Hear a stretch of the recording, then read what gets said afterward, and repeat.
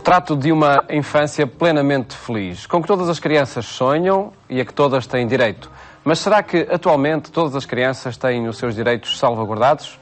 O programa 70x7 de hoje faz um ponto de situação sobre como vivem as crianças portuguesas e o que é feito por elas em tempos de crise económica e social. Toda a criança tem direito à especial proteção para o seu desenvolvimento físico, mental e social.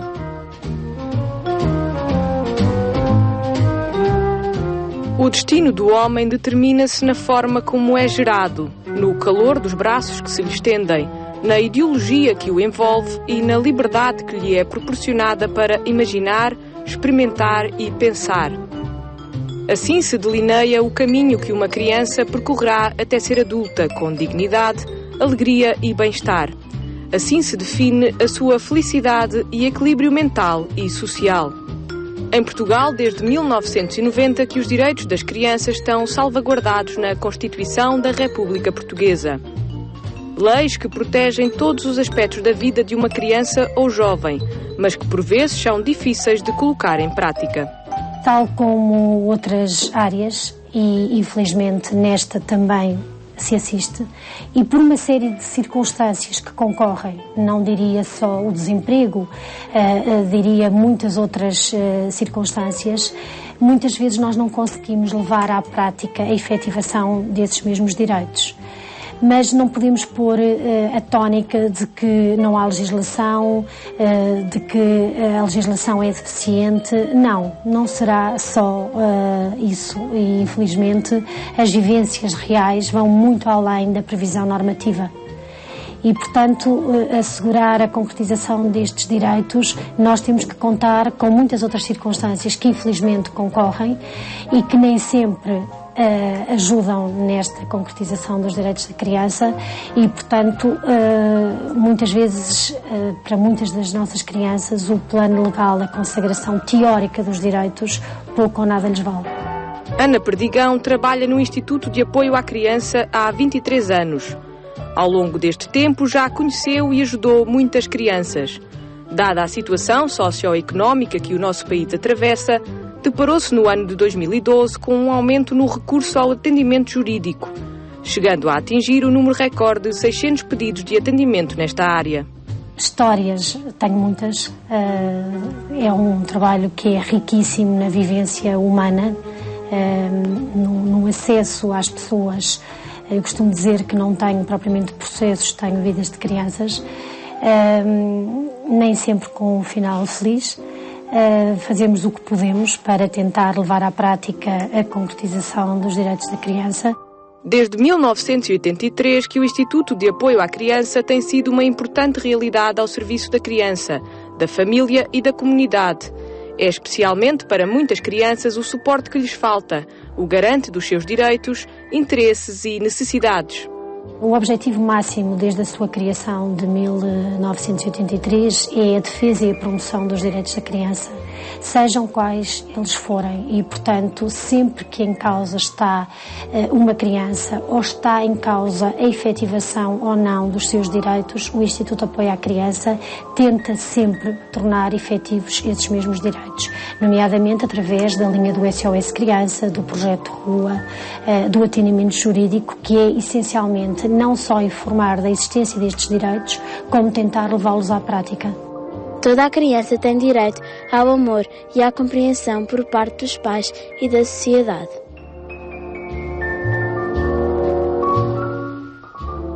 O trabalho do Instituto de Apoio à Criança, bem como de outras instituições, parte desde logo do pressuposto de que não se vão resolver todos os problemas das crianças em perigo, que sofrem tão dolorosamente as consequências de uma sociedade tantas vezes desumanizada e injusta socialmente. As crianças começam a estar menos com o progenitor que não seja o guardião, porque há uma proposta de trabalho fora do nosso país e, portanto, mães e pais imigram e o regime de visitas, de convívios da criança com outro progenitor passa a estar comprometido porque estará muito menos com esse. Temos consagrado o direito das crianças conviverem e estarem com os ascendentes. Na prática, quantas vezes nós nos deparamos com o uso abusivo de quem exerce a responsabilidade parental e não os deixa ter acesso exatamente aos avós, e por coisas muito simples e irrisórias, por exemplo, que os avós deixam de conseguir ajudar o casal no pagamento da prestação da casa, por exemplo.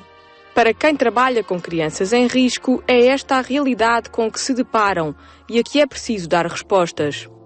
Respostas que muitas vezes ultrapassam a capacidade de intervenção, porque necessitariam de outras condições sociais.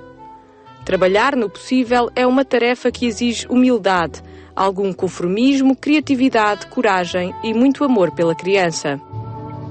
É preciso manter a esperança na capacidade de mudança, alegrando-se com pequenas vitórias. É também este o lema que se vive diariamente nas várias valências da Cooperativa de Solidariedade Social, Pelo Sonho é que Vamos, no Seixal.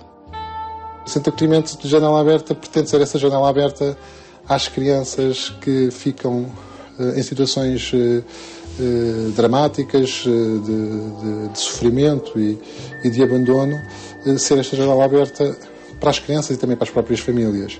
Acontece que as crianças deviam ficar aqui 6 meses, ser processos rápidos, ficavam muitos anos e muitas delas entravam com 7, 8 anos e quando faziam 12 anos tinham que ir para outra instituição. Perante esta realidade, a Pelo Sonho é que Vamos entendeu ser necessário dar mais uma resposta a uma comunidade com diversos focos de carência de toda a ordem, através da criação do Lar de Jovens Vida Nova, onde acolhem jovens dos 12 aos 18 anos. A maior parte destas valências estão abertas 24 sobre 24 horas, 365 dias por ano. Para quem aqui trabalha, a entrega às crianças e jovens é total. Todos tentam minimizar ao máximo o sofrimento que ficou para trás. É muito bom trabalhar com crianças e poder-lhes dar uma boa vida, ou trabalhar para que isso seja feito.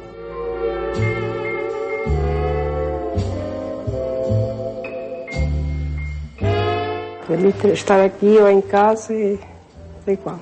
É mais que um trabalho. É ser, sei lá, uma mãe, uma tia.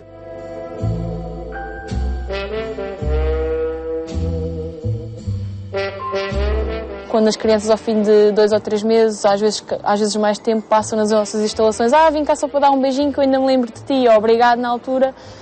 Na altura fizeste a minha mãe ficar triste, o meu pai triste, eu também estava triste, mas agora ainda bem que tu passaste pela minha vida e que me ajudaste, porque eu agora já tenho um casaco para vestir porque está frio, já estou noutra escola, porque para mim é melhor escuso de andar 1 hora no autocarro já antes ou 15 minutos, portanto isto é muito gratificante para nós. O obrigado e um abraço e um beijinho vale muito mais do que qualquer carta ou certificado a dizer que sim senhor, fizemos um bom trabalho, isso sem dúvida alguma.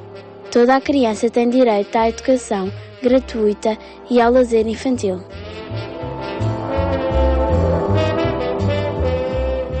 A Pelo Sonho é que Vamos garante também a proteção e apoio em creche a 25 crianças na Valência Sonho Azul e 48 na Valência Colo de Afetos. Quanto às crianças em idade escolar a viverem temporariamente no centro de acolhimento e no lar de jovens, todas são inseridas na rede escolar local, sendo a sua educação sempre vigiada e incentivada. O dia-a-dia destas crianças não é fácil, vivem atormentadas pelo passado e com a incerteza do futuro, mas enquanto estiverem nesta instituição serão acarinhados e apoiados. É a nossa história. Esta instituição surgiu de um grupo de pessoas que se uniram perante uma dificuldade e construíram. Hoje temos 60 funcionários. Temos 6 valências com nova creche. Temos o gabinete de apoio à vítima, fazemos intervenção nas escolas. Temos este projeto da equipa de rua a iniciar. E sempre que alguém nos bate à porta, temos uma resposta, porque o nosso lema é este: quando o mundo fecha as portas, alguém nos há de abrir uma janela, e nós pretendemos ser esse alguém, pelo menos as pessoas com quem nos cruzamos. Toda a criança tem direito à alimentação, morada e assistência médica, adequada para a criança e para a mãe. Muitas destas crianças e muitos destes jovens estavam aqui por situações dramáticas de violência doméstica. Há uma criança que passou aqui, que marcou muito a doutora Nídia, que viu o pai matar uma menina, que viu o pai matar a mãe com machado. E quando entrou mal verbalizava, e nos desenhos o que aparecia era muito esse episódio. E perante esta realidade de muitas crianças e muitos jovens estarem aqui por problemas de adultos que poderiam ser resolvidos se houvesse um local que acolhesse estas famílias, principalmente a mãe e os filhos, resolveu abrir uma casa-abrigo para vítimas de violência doméstica. Uma casa longe do Seixal, numa localização que se quer incerta. Encontramos mulheres com histórias de vidas duras, manchadas pela violência doméstica. Vivem aqui com os filhos afastados de tudo e todos, com o medo constante de voltarem a sofrer. Preocupam-se com o seu futuro, mas acima de tudo com o futuro dos filhos que as seguiram. Eu saí de casa, não saí nem sequer sabia que estas casas existiam, não saí para...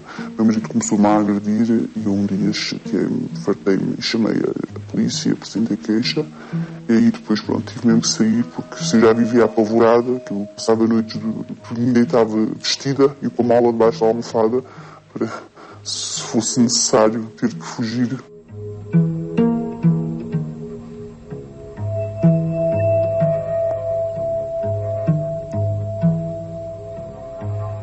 E é complicado estarmos numa casa sem conhecermos ninguém, sem ter amigos, sem podermos falar com as pessoas que mais amamos.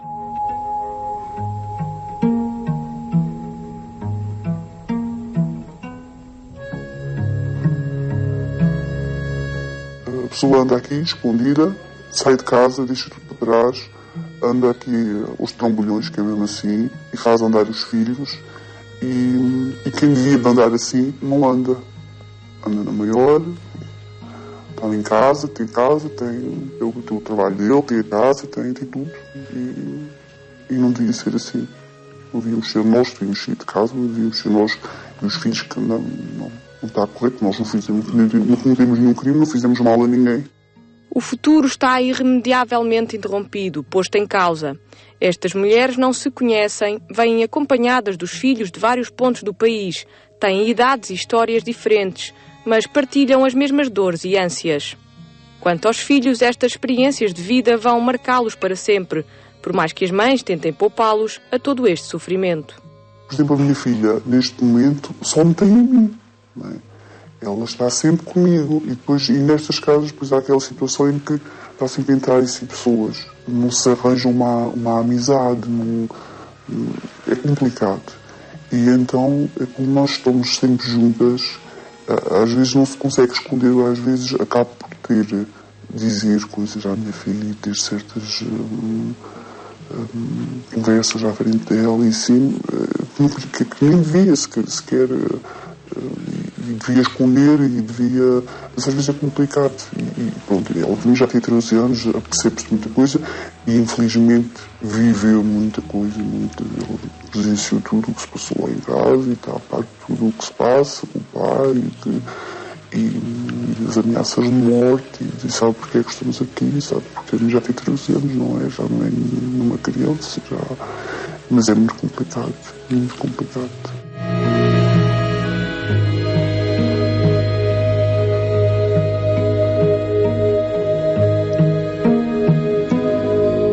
Nós não vimos o fim à meada. É muito complicado mesmo. Nós temos aqui futuro. Porque nem toda a gente compreende a nossa situação, nem toda a gente sabe o nosso sofrimento. Falar do dia a dia, a gente procura, não consegue. E vai ser muito complicado. Quem está nesta casa, e especialmente quem tem filhos, vai ser muito complicado, porque não há ajudas o tempo inteiro para as crianças, não há ajudas, não sabem compreender a nossa situação, que somos uma daquelas que mais precisamos atualmente, porque não temos nada. Muitas vieram para aqui rigorosamente sem nada, com uma mão à frente e para trás, que é o meu caso e o caso de muitas colegas que aqui estão, e em outras casas, a mesma coisa. Viemos sem nada e vai ser muito complicado a gente ir para a frente. Toda a criança tem direito à igualdade, sem distinção de raça, religião ou nacionalidade.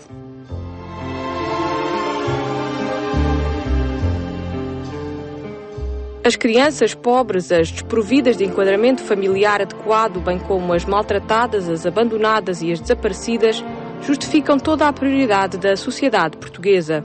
Prestar atenção permanente às situações de vida das crianças e respectivas famílias, a nível paroquial, diocesano e nacional, é um dos principais objetivos do programa Prioridade às Crianças da Cáritas Portuguesa, criado em 2008 pela Conferência Episcopal. A forma de pôr em prática e no terreno este programa, e por isso também a Cáritas foi incumbida de o fazer, é porque a Cáritas tem uma rede de Cáritas diocesanas e estas, por sua vez, de contacto com as paróquias, bem penetrada em todo o país e no continente e ilhas. E através dessa rede, não é, nós podemos chegar à criança mais isolada, na aldeia mais distante. E chegamos de uma forma próxima. São redes que garantem a proximidade, é um apoio de proximidade. Conhece-se a família, conhece-se a criança, sabe-se o porquê, como chegar e o que é prioritário. E isso é inestimável. Os pedidos de apoio que envolvem crianças aumentaram bastante no último ano. Um pouco por todo o país, a Cáritas depara-se com pedidos de alimentação, apoios monetários para a saúde, para a escola e até para as contas da casa, onde a criança vive com a família mais próxima. Para fazer face a todas estas solicitações, o programa Prioridade às Crianças conta com o apoio de algumas entidades portuguesas e não só. Foi esta semana assinado um protocolo com a Cáritas da Áustria, que pretende ajudar monetariamente as crianças portuguesas. A Áustria, como país, tem lançado uma campanha junto de crianças austríacas, e isto é um aspecto muito interessante, envolver as crianças de outro país no apoio a crianças de país europeu, que algumas não conhecem, mas que ficarão a conhecer melhor. Portanto, há uma campanha de angariação de verbas, de fundos, com o apoio das crianças austríacas, para depois enviar às crianças portuguesas. Um apoio que chega da Áustria como uma forma de retribuição por aquilo que Portugal fez por muitas crianças austríacas nos anos que se seguiram à Segunda Guerra Mundial. Foram enviadas para Portugal crianças austríacas para ficarem em segurança, uma vez que Portugal era neutral, e que vieram para famílias portuguesas, não vieram para internatos, para colónias de férias, nem para instituições. Vieram essencialmente, foram cerca de 5.500 crianças que vieram para famílias portuguesas, que as acolheram, adotaram, entre aspas, onde muitos ficaram até cá a viver, outros voltaram mais tarde. Isso depois dependia se tinham as famílias ainda na Áustria para os receber ou não. E de facto foi uma ação muito solidária da parte de Portugal, sobretudo no aspecto humano. Isto transcende muito o dinheiro. Um ato que o tempo não apagou da memória dos austríacos e que agora que em Portugal há muitas crianças portuguesas afetadas pela atual crise, é visto como o momento certo para transmitir um sinal de solidariedade e agradecer a generosidade portuguesa para com os austríacos após a Segunda Guerra Mundial. Toda a criança tem direito a crescer dentro de um espírito de solidariedade, compreensão, amizade e justiça entre os povos.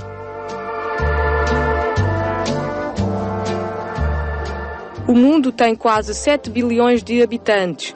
Desse total, mais de 2 bilhões são crianças. A maior parte dos países concorda que é importante proteger os direitos dessas crianças. Mas muitas ainda sofrem com a fome, com as doenças e com a violência, especialmente nos países africanos. Patrícia Lopes é médica pediatra e ainda no 5º ano da licenciatura decidiu ir para Moçambique em missão. Chegou à Casa do Gaiato, nos arredores de Maputo, pronta a ajudar no que houvesse para fazer. Foi a primeira das 5 missões que até agora já fez na ex-colónia portuguesa.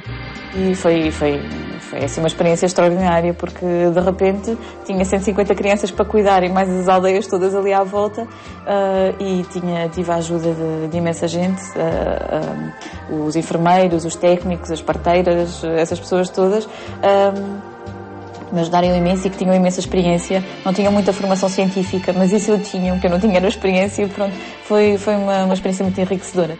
Ajudou muitas crianças, tem muitas histórias para contar. Algumas delas tristes, mas o que prevalece são os sorrisos daqueles que ajudou. Crianças com muitas carências económicas, mas felizes e amadas pelos seus. Os direitos das crianças são desde o direito a ter uma família, ter uma casa, ter alguém que cuide delas, ter o direito à saúde, isso eu penso que é inalienável. Então, sobretudo no norte de Moçambique, as crianças são amadas e acarinhadas desde o momento em que nascem e os pais são capazes, eu vi que isto aconteceu-me, são capazes de fazer 100 km a pé porque há uma criança que está doente. E no dia a dia eles têm, claro que é difícil dar todo o conforto e tudo o que pode ser a uma criança, mas eu penso que eles se esforçam muito, muito mesmo. Toda a criança tem direito a ser protegida contra o abandono e a exploração no trabalho.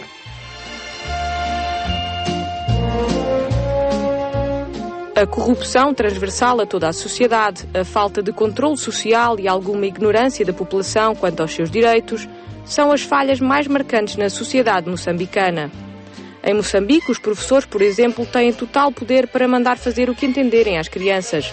Não há um currículo de ensino para cumprir, o que leva a que existam alguns abusos. Os professores, se quiserem pedir favores sexuais às alunas, podem. Ou se quiserem pedir uma coisa qualquer aos alunos, por exemplo, as esteiras para o chão ou para forrar o telhado da casa deles. Se eles disserem, agora todos os alunos têm de trazer uma esteira amanhã. E pronto. E os alunos vão para casa e pedem dinheiro aos pais, ou o que quer que seja, os que podem, os pais mandam, e os que não podem são castigados. Não existe ainda a noção dos direitos que assistem às crianças. Os pais querem muito aos seus filhos, mas não sabem que e como os podem proteger. A taxa de mortalidade perinatal em Moçambique é muito elevada, atingindo os 80%, o que revela a carência de meios técnicos e físicos para atender a toda a população. Patrícia deparou-se sempre com essas questões, lutou por melhorar algumas delas, mas barrou muitas vezes nas diferenças culturais. Para ser médico, para ser enfermeiro, para ser o que quer que seja em Moçambique é preciso um desgaste enorme e estar o tempo todo a controlar e estarem acima e o que é que aconteceu e o que foi que aconteceu. E depois há N tabus, N coisas que acontecem. Temos muitas crianças que vão ao hospital quando já passaram pelo curandeiro primeiro, foram ao feiticeiro, a criança está doente e os pais atribuíram isso ao facto de terem quebrado um tabu há uns tempos e houve coisas que deixaram de fazer ou coisas que fizeram e que não deviam ter feito e por isso é que a criança está doente e não lhes passa pela cabeça levá-la ao hospital. Apesar de todas as dificuldades, Patrícia mantém a vontade de regressar a Moçambique. Ao longo das várias missões que já fez através da Associação Portuguesa Amigos de Raul Folró, Patrícia vivenciou situações completamente diferentes daquilo que é o seu dia-a-dia como pediatra em Portugal. Em Portugal nós somos pessoas diferentes e preocupamos-nos não tanto com as coisas, com doenças de desnutrição e de doenças graves. O que nos preocupa muitas vezes, quando está tudo assegurado, desde a nutrição até às vacinas, até à saúde básica das crianças, aquilo que nos preocupa são pequenas coisas, pequenas alterações do comportamento, crianças que não são muito felizes, que parece que estão deprimidas, o acne nos adolescentes, que é uma coisa que quer dizer, ninguém se preocupa com o acne nem em África, não é como é óbvio, mas ainda bem que as pessoas se preocupam cá, é outra sociedade. Sociedades diferentes, com crenças, religiões e formas de estar na vida muito dispares. Apesar de tudo, há um fator que tem de ser comum a todas e que nunca deve ser esquecido: a proteção das suas crianças, porque é nelas que está o futuro das nações. Todo semeador semeia contra o presente, semeia como vidente. Nenhum fruto maduro prometeu o que a semente pode prometer.